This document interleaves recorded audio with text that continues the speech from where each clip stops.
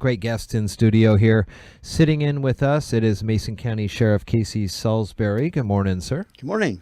Happy Monday to you here on this Thanksgiving. I want to make sure everybody is able to get to their friends and family safe and secure here on a Thursday and through the Friday. You have some notes to pass along, and I know you did talk with Sean Wells about this Initiative 1639 thing. Boy. Let's just talk about this real fast because I got another couple emails from Sure. folks over the weekend saying when you see Sheriff in, ask him how he will, or now with this Republic story, will or will not enforce these laws. Now, you have to enforce all the laws, or do you get to choose these types of Jeff, things? I got all these emails about being wishy-washy on this, and please remember, it's generally the people, the biggest critics are the ones that don't have to enforce it, that actually have to work with it. Right. Everybody wants to tell you they know the Constitution and they know the laws, but they're not the ones that are standing at 2 o'clock in the morning by themselves trying to decide on an issue. Yeah. The bottom line on this thing, it always makes me interested. They want the sheriffs to come out and say one way or the other. It's this or it's this. But yet you bring it before two attorneys and they can't decide, or two judges and they can't. I mean, you saw all the way through our election processes, the judges talking about this is right, no, this isn't right. And they can't decide, but yet they want the sheriffs to say this is the way it's going to be because you're the enforcement end of it. The fact of the matter is, just like, and I said this last time, on so many issues, I believe 38 out of 39 sheriffs, including me, voted against this as a sheriff's association, said we're not going to support this. Sure. Right? It wasn't something that we were into. We could see the problem on the horizon, as could I. It's got some constitutional issues in there. It's got some enforcement issues in there that are very, very difficult and very challenging depending on the circumstances. And every circumstance is different. Oftentimes, the legislature will pass things through. It comes out on an initiative. It's voted on by the people. But sometimes it doesn't meet legal muster. And people want to say, well, this fellow over in whatever says, I'm not enforcing this. You don't necessarily get to say to people, I'm not going to do something. A judge signs an order, and it said the judge signs an order, and you're out there in the middle of the night, and it says, this is the judge's words, as if he's standing right there and says, you will enforce this. However, I have had times out on the road as a supervisor and looked at an order, and twice that I very distinctly think of, gone against the order.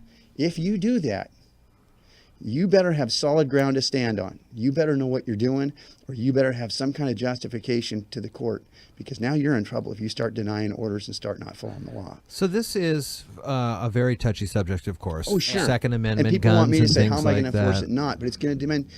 I think what you're going to see on this, I'm relatively sure, you're going to see this challenged. Oh, yeah. Right? And in the middle of us, and just as what people got upset last time that I wouldn't make a decision on the marijuana issue. I didn't personally support that. There were reasons for that. One of them, similar to this, and somebody says, you don't know the Constitution because it's different. Well, it's very similar, that you had the federal government saying one thing, the state government saying the other thing, and then you come out to something, they say, well, you decide, law enforcement officer. Right. And then we'll try it and see if you're right or wrong, and then we'll say that you're right or wrong when it's been created by somebody else. It's a very challenging circumstance, and I think we're going to see how it's going to be played out. Sean called me. I had just walked out of a meeting with all the sheriffs in the state and all the police chiefs in the state. I mean, literally walked out of a meeting, got in the car, and called me and asked me, what do you think on this issue with this police chief in Eastern Washington Republic says he's not going to enforce the law? None of it. I hadn't heard about it. Pretty interesting thing. I said, let me call over there. I want to call to the chief law enforcement officer of the county, which is the county sheriff. Chiefs, whatever, but the sheriff is the chief law enforcement officer. And I called Sheriff Maycomer, and he was like, oh my gosh, you cannot believe I am inundated with phone calls because of this from all over the country saying, Sheriff, what are you going to do? Make a decision right now. Tell me what you're going to do. And he says, I'm not going to do that.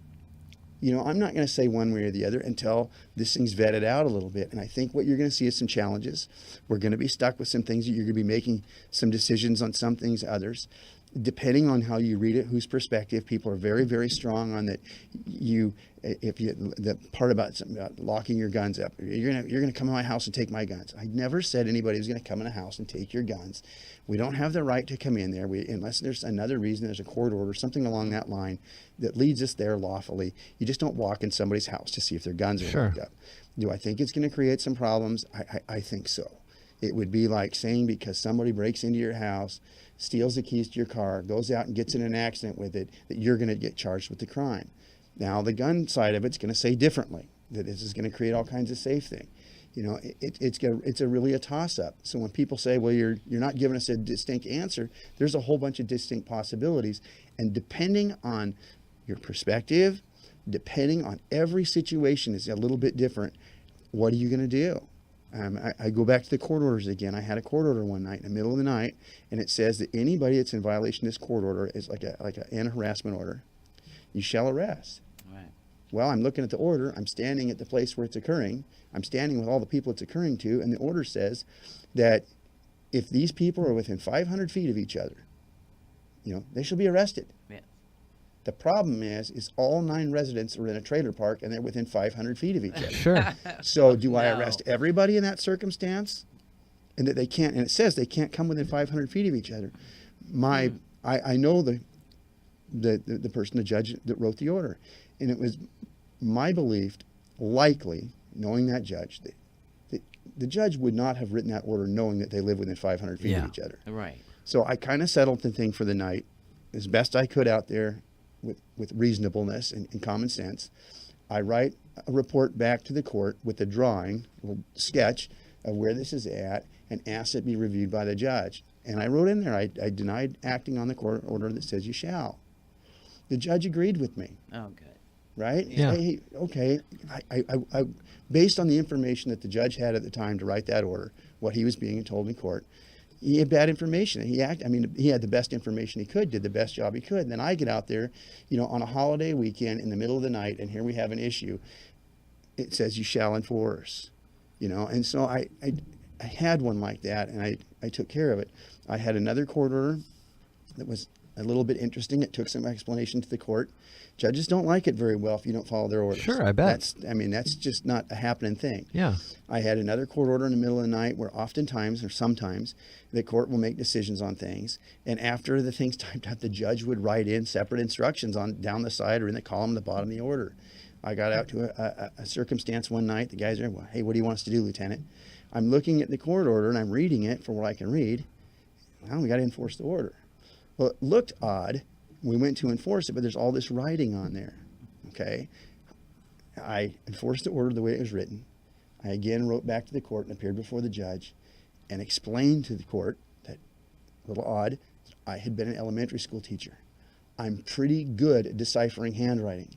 However, I had 2 other reasonable adults, independent adults, try to read the order, and they couldn't read what the judge wrote either. Sure. Wow. And so we enforced what we had on the typed portion of it. There was something written in the column. And, of course, what they had written was a little bit different, added to the order, something on the order, and took it back. And the court recognized that, that would be kind of tough. It was kind of scratched in there like when a doctor writes a prescription. Doctor, that's what I was thinking. And they said, yeah, you did best you could for the deal. Sure. So you're caught in these situations all the time. 1639 didn't support it. Every meeting that you went to that I was there said didn't support it. The sheriffs could see on the horizon this very issue that's coming up.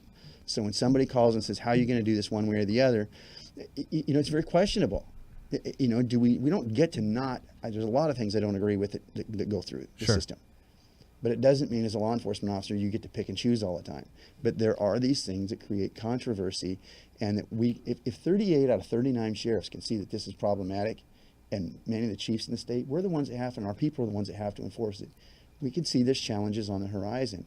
The other issue that becomes, and people probably calling, writing in terrible messages about this too, and I can't say for every single vote, but if you look on this, where were most of the votes tallied that brought this to fruition? Up in the Seattle area, Yes. King County. Yes.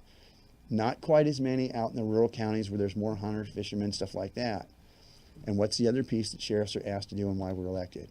To represent the people that our electorate as well. That doesn't mean I can change the law on their behalf or not enforce something, but we are voted in by the people to act in the best interest of what we think the people want. Many of the sheriffs in the state of Washington, 38 out of 39, voted against this. Wonder why.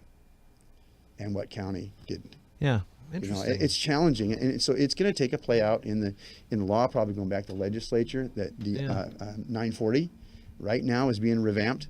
We all went against that because there were issues in there, and it was a tough deal. And people say, "How are you going to do this?" 940 is already going to be initiative 3003 or something going back through. You can kind of see the writing on the wall. So Anyway, challenging. Sorry, I can't say No. I'm going to do one thing or the other. And I know that some of the people writing in said, I refuse to do this, I refuse to do that. Whoever side you're on, you don't like the other side. Sure. But we're stuck in the middle, having to make decisions on somebody else's, initiative that can put law enforcement in a tough spot. And if that chief chooses to, I can't remember exactly what his words were over there, to do that, and his city council supports that, we'll see. It's not my place to say that chief's right or they're wrong, or to question that sheriff in another county for what they're doing. Right. I mean, there's some things that are, pretty clear, but that's his choice. Yeah. Not my area, not my city. We have some amazing news to pass along about some of the recent graduates here.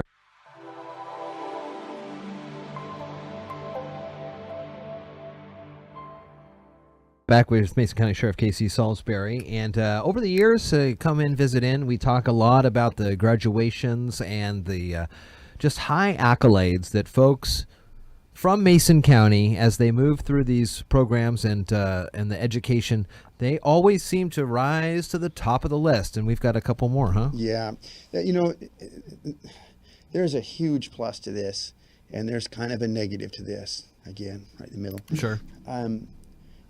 When you go through the law enforcement academy in Berrien for either to be a jail deputy or to be a road deputy, just to get hired in our process anymore, for a person to make it through the polygraph background and psych, is almost amazing anymore. It is really, really tough given the way that things have gone over the years. And it's really tough if you even make the cut and get through there. You've come a long way. A lot of other people couldn't even muster. Then you go to the academy and you're up there, training every single day. And again, you still haven't got the job, but you kind of do. You're getting paid, but you can get bounced out of the academy for a mistake or for different things, not academically or whatever it is up there.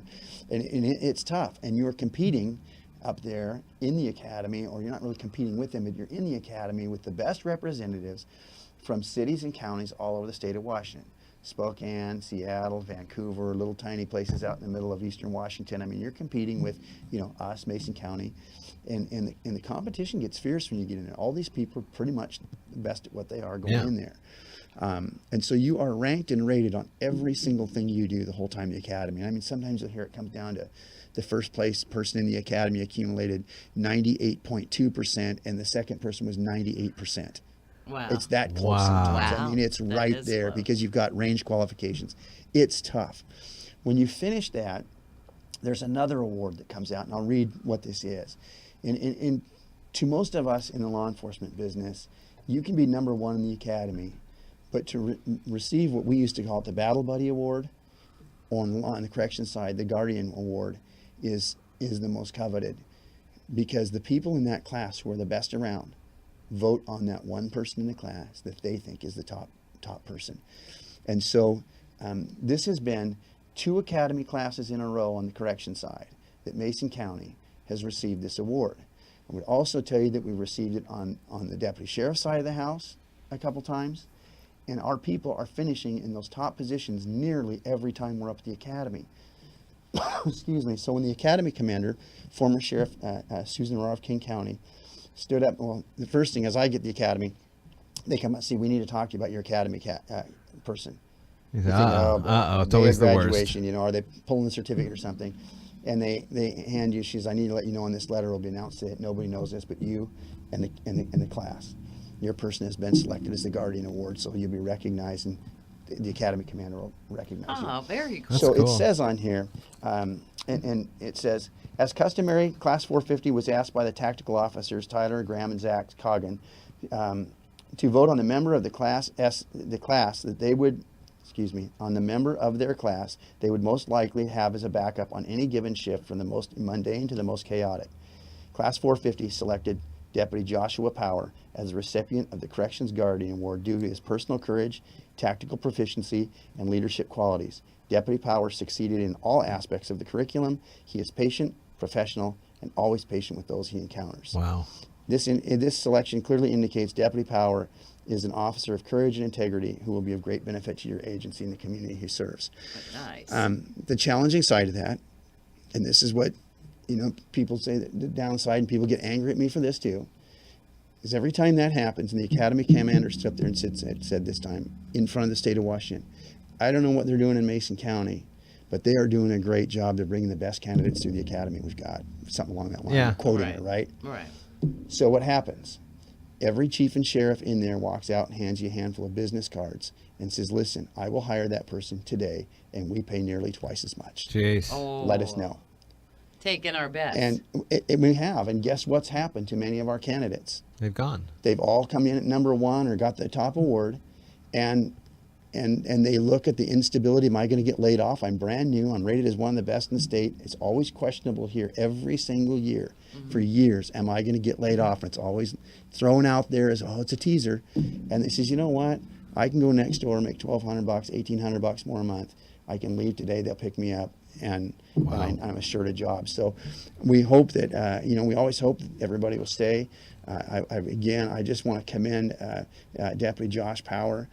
To be selected by that among your peers is probably one of the greatest honors you'll have in law enforcement. That's pretty cool. Congratulations to Deputy Josh Power. Yeah, definitely. Good well, Sheriff, it was always good to see you, talk with you, and happy Thanksgiving this upcoming week. And make sure everybody is out there safe and is able to get to Grandma's house for sure for some turkey and whatever. Absolutely. Yes. Thank you Have so much. Have a good one.